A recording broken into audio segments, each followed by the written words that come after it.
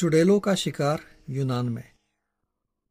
आइए इस मजमून में हम एक मरतबा फिर तारीख में जाके चुड़ैलों के शिकार के एक और वाक़ये का मुताला करते हैं, जब अक्सरियत अपने ईमान और अकायद की हिफाजत के लिए कानून के ज़रिए उन लोगों को मौत की सज़ा देती है जिनसे उनके ईमान और अकायद और इनके कायम किए हुए माशरों को ख़तरा होता है। लोग ये काम पूरे यकीन और ईमानदारी के साथ और सच को बचाने के लिए करते हैं, और उनको ये पूरा यकीन होता है कि वो इस मामले में गलत हो ही नहीं सकते। आइए तकरीबन 2400 साल पहले चलते हैं और उस शख्स से मिलते हैं जिसने सच बोलने के हक़ को कायम रखने के लिए जान देने का दस्तूर कायम किया और नस्ल इंसानी को वो रास्ता दिखाया जिस पर चल के वो सच को पा सके, यानी बहस और तहकीक के ज़रिए, और अपनी तालीमात के ज़रिए नस्ल इंसानी को तहजीब व तमद्दन के रास्ते पर डाल दिया। उसका नाम सुकरात यानी सोक्रेटिस है, जिसको इस जुर्म की सज़ा में जहर का प्याला पीना पड़ा था कि वो इन देवताओं को नहीं मानता जिनका शहर मुतकिद है। कहा जाता था कि नए देवताओं पर ईमान ले आया है और नौजवानों को गुमराह कर रहा है।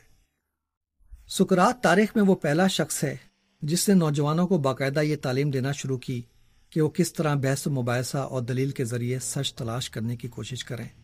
उसने फ़लसफ़े की बाकायदा तालीम का आगाज़ किया जो उन मामलों को ज़ेर गौर लाता है कि ये कायनात क्या है, नेकी और बदी का मफ़हूम क्या है, ज़िंदगी का अगर कोई मकसद है तो वो क्या है, वगैरह वगैरह।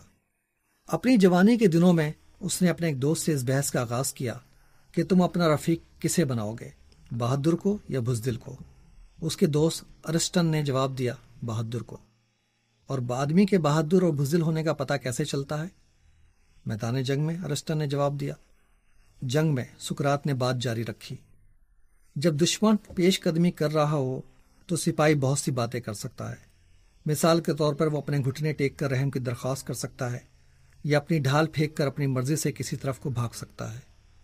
हाँ, लेकिन यह हरकत तो सिर्फ एक बुज़दिल ही कर सकता है, अरिस्टन ने जवाब दिया। सही है, सिर्फ एक बुज़दिल ही ये काम कर सकता है, सुकरात ने कहा। लेकिन सवाल यह है कि एक बहादुर आदमी बहादुरी के बलबूते पर क्या कर सकता है? क्या यह हकीकत नहीं कि वो सिर्फ एक ही काम कर सकता है, यानी ये कि अफसर के हुक्म की इताअत करे और आगे बढ़ता जाए? इसके मायने ये हुए कि जंग में बहादुर आदमी के मुकाबले में बुज़दिल अपनी मर्जी के मुताबिक जो चाहे कर सकता है। हाँ, अरिस्टन ने जवाब दिया। फिर भी बुज़दिल को हम बदतर और बहादुर को बेहतर कहते हैं। अरिस्टन ने शिकस्त के एतराफ़ में गर्दन हिलाई और सब दोस्त हंसने लगे। सुकरात भी मुस्कुराया, मगर फिर संजीदगी से कहा कि तुम सब जानते हो कि ये कोई खेल नहीं है। हर साल उम्र की एक ख़ास मंजिल पर पहुंचने के बाद नए लड़के हल्फ उठाते हैं। गर्मी में तमील मसाफत तय करते वक्त हम लाख अपने मुतबर्रिक इसलाह का मजाक उड़ाते रहें, लेकिन हमको अपने हल्फ का भी ख्याल रहता है। हम में से कौन है जो एथेंस को बेहतर बनाना नहीं चाहता, लेकिन हम इसके लिए क्या करते हैं? हम शहर से मुताल्लिक चीज़ों की तो परवाह करते हैं, लेकिन बज़ाते खुद शहर की कोई परवाह नहीं करते। जहाज़ बनाकर, बंदरगाह बनाकर, असलाहा के कारखाने बनाकर हम समझते हैं कि हम शहर को बड़ा, मजबूत और इस काबिल बना रहे हैं कि जहालत में मुब्तला होकर जो चाहे कर सकता है। मिस्र के कुत्ते की कसम, हम एथेंस के लोग आखिर कब बेदार होंगे और काम की बातें करना सीखेंगे?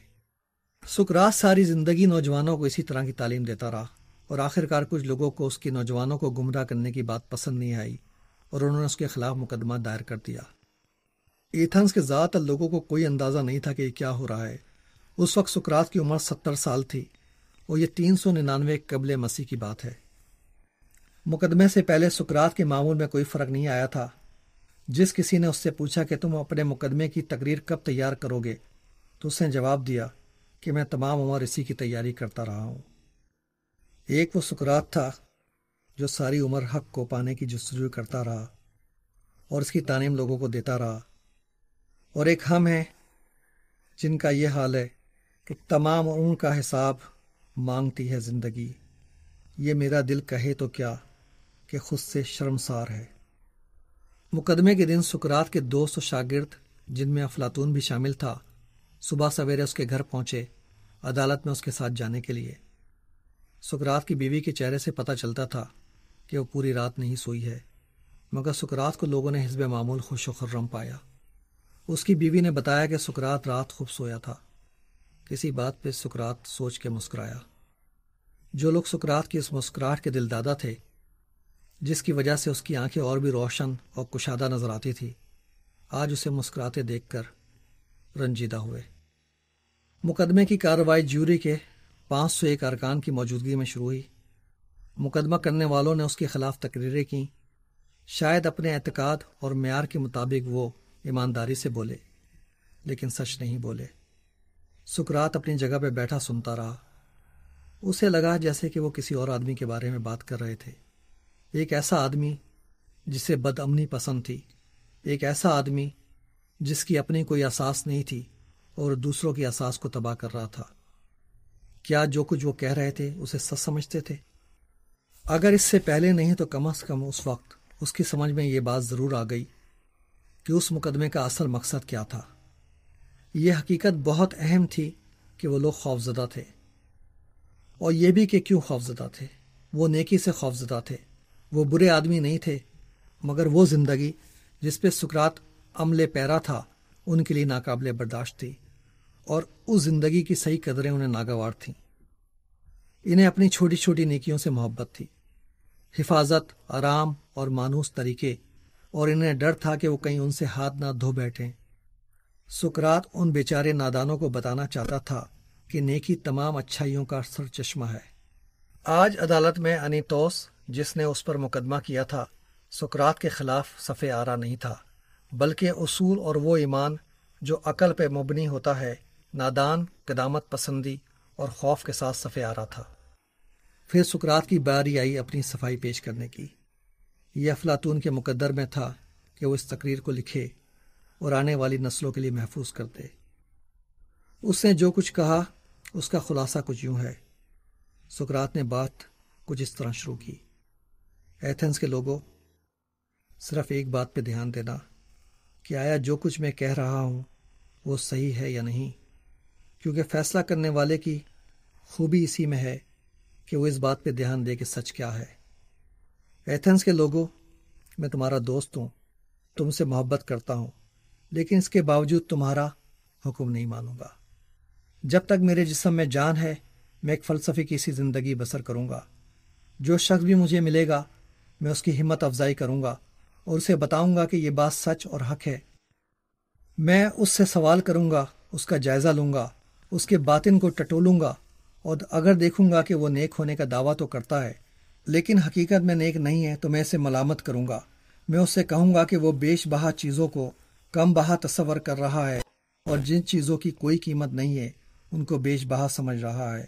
اس لیے ایتھنز کے لوگوں، تم چاہو تو مجھے جانے دو اور چاہو تو نہ جانے دو، لیکن جو کرو یہ سمجھ کر کرو کہ میرا طرز عمل یہی ہوگا جس کی میں نے توضیح کر دی، خواہ مجھ کو 100 بار کیوں نہ مرنا پڑے۔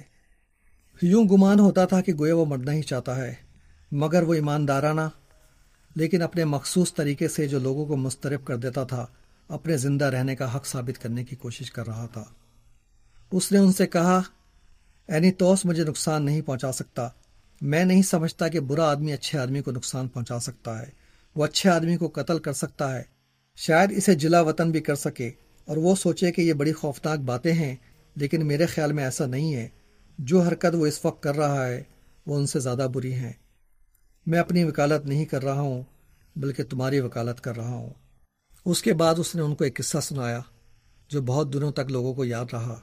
وہ یہ بات پہلے بھی لوگوں کو کہہ چکا تھا کہ ایتھنز جلیل القدر ہے، مضبوط لیکن کاہل گھوڑے کی طرح ہے، اور سقراط بڑ مکھی کی طرح جسے دیوتاؤں نے اس گھوڑے کو جگانے کے لیے بھیجا ہے۔ اس میں شک نہیں کہ ایتھنز کے لوگ اس بڑ مکھی سے ناراض تھے، جس طرح نیند کے مارے جگانے والوں سے خفا ہوتے ہیں۔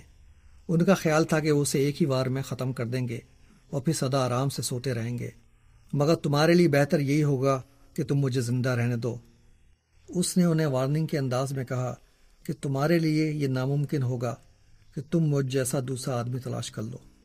جیوری کے 501 ارکان میں سے 221 نے اسے بے گناہ قرار دیا، مگر 280 نے اسے مجرم۔ جیوری کے ارکان یہ چاہتے تھے کہ سقراط موت کے بجائے جلا وطنی کی سزا کی درخواست کرے، شاید اس سے اس کی جان بچ جاتی۔ لیکن اگر میں اپنے شہر ایتھنز میں سچ نہیں بول سکتا تو پھر دوسری جگہ کے لوگ مجھے سچ کیسے بولنے دیں گے؟ سقراط نے کہا۔ واضح رہے کہ سقراط نے ایتھنز کے ایک شہری کی حیثیت سے ایتھنز کی طرف سے کئی مرتبہ جنگوں میں حصہ لیا تھا اور ایک بہادر سپاہی کا اعزاز حاصل کیا تھا۔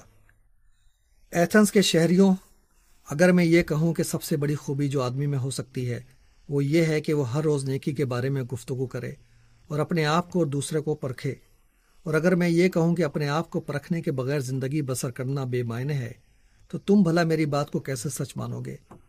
سقراط نے پھر عدالت کو مخاطب کیا، ہر خطرہ کسی قسم کا ہی کیوں نہ ہو، موت سے بچنے کے ہزاروں طریقے ہوتے ہیں۔ موت سے بچنا کوئی مشکل کام نہیں ہے، لیکن ناراستی یا بدی سے بچنا بہت مشکل کام ہے۔ حقیقت یہ کہ سقراط نے موت سے بچنے کی کوئی کوشش نہیں کی۔ اس نے فیصلہ کر لیا تھا کہ اگر اصول اور وہ ایمان جو عقل پہ مبنی ہوتا ہے اور نادان قدامت پسندی اور خوف میں سے کسی ایک کو اختیار کرنے کا وقت آ ہی گیا ہے، تو پھر آج اس کا فیصلہ ہو جانا چاہیے۔ عدالت کا فیصلہ ہو چکا تھا۔ اکثریت نے اسے مجرم قرار دے دیا تھا، کیونکہ ان کو یہ گوارا نہیں تھا کہ وہ نوجوانوں کو یہ سکھائے کہ وہ اپنے عقائد اور رسومات پہ اندھوں کی طرح عمل کرنے کے بجائے غور و فکر اور بحث و تحقیق کے ذریعے سچ کو تلاش کریں۔ اس سے پہلے بھی ایتھنز کے لوگ سائنسدان انیکزاگورس کو موت کی سزا دے چکے تھے۔ یہ سقراط کی جوانی کے دنوں میں ہوا تھا۔ انیکزاگورس کو بعد میں کچھ اچھے لوگوں کی وجہ سے مارنے کے بجائے جلا وطن کر دیا گیا تھا۔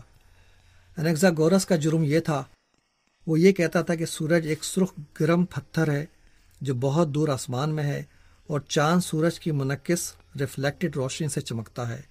لوگوں کا اعتقاد تھا کہ سورج اور چاند دیوتا ہیں، چنانچہ انیکزاگورس کو ان ناپاک خیالات اور مذہب کا تقدس مجروح کرنے کے جرم میں سزا دی گئی تھی۔ سقراط نے زہر کا پیالہ پی لیا اور مر گیا، مگر کسی نے کیا خوب کہا ہے، اس پیالے میں زہر تھا ہی نہیں، ورنہ سقراط مر گیا ہوتا۔ سقراط کے دوست اور شاگرد اس کے پیغام کو آگے بڑھاتے رہے۔ سقراط نے زندگی میں خود کچھ نہیں لکھا، مگر اس کے شاگرد افلاطون یعنی پلیٹو نے اس کی تعلیمات کو کتابوں کے ذریعے لوگوں تک پہنچایا۔ پھر افلاطون کے شاگرد ارسطو نے سقراط کے پیغام کو اور آگے بڑھایا اور سائنس کی کئی برانچوں کی بنیاد رکھی۔ اقوام عالم میں چند ہی قومیں ایسی گزری ہیں جنہوں نے بحث و تحقیق سے حقائق حیات کو سمجھنے کی کوشش کی ہے۔ اس حیثیت سے کوئی قوم قدیم یونانیوں کی ہم پلہ نہیں، اور اس کا سارا کریڈٹ سقراط کو جاتا ہے۔ سقراط کی اس کہانی کو سننے کے بعد بھی اگر یہ بات واضح نہیں ہے کہ حقیقی سچائی کیا ہے، تو میں پھر اس کی وضاحت کر دیتا ہوں۔ حقیقی سچائی یہ نہیں ہے کہ آپ کا دین سچا ہے، یہ آپ کی سچائی ہے۔ اسی طرح ایک عیسائی، یہودی یا ہندو وغیرہ کی سچائی یہ ہے کہ اس کا دین سچا ہے۔ اسی لیے حقیقی سچائی سب کے لیے یہ ہے کہ بحث و تحقیق کے ذریعے سچ کی تلاش کرتے رہو اور کسی کو اس لیے نقصان نہیں پہنچاؤ کیونکہ اس کا مذہب یا عقائد تم سے مختلف ہیں۔ اس کے علاوہ اگر کوئی اور یونیورسل سچائی ہے تو وہ یہ ہے کہ دوسروں کے ساتھ وہی سلوک کرو جس سلوک کی توقع تم ان سے رکھتے ہو۔ یہی سقراط کا پیغام تھا، یہی بدھا نے انڈیا میں کہا اور کنفیوشس نے چین میں، اور میری سمجھ کے مطابق عیسائی مذہب اور اسلام نے بھی یہی پیغام دیا ہے، اور عقل و فکر کے لحاظ سے بھی انسانی نسل کے لیے اس کے علاوہ کوئی اور راستہ نہیں ہے۔ اگلے لیکچر میں ہم یہ دیکھیں گے کہ چڑیلوں کا شکار کس طرح آج کی تاریخ میں بھی امریکہ میں جاری ہے، جہاں شکاری امیر وائٹ لوگ ہیں اور شکار غریب بلیک اور لیٹینو ہیں۔ آپ کا شکریہ سننے کا اور غور و فکر کرنے کا۔ اس لیکچر کی تیاری کے لیے کورا میسن کی کتاب سقراط سے مدد لی گئی ہے، جس کا اردو ترجمہ آنسا سبیہ حسن نے کیا اور تخلیقات لاہور نے اس کو شائع کیا۔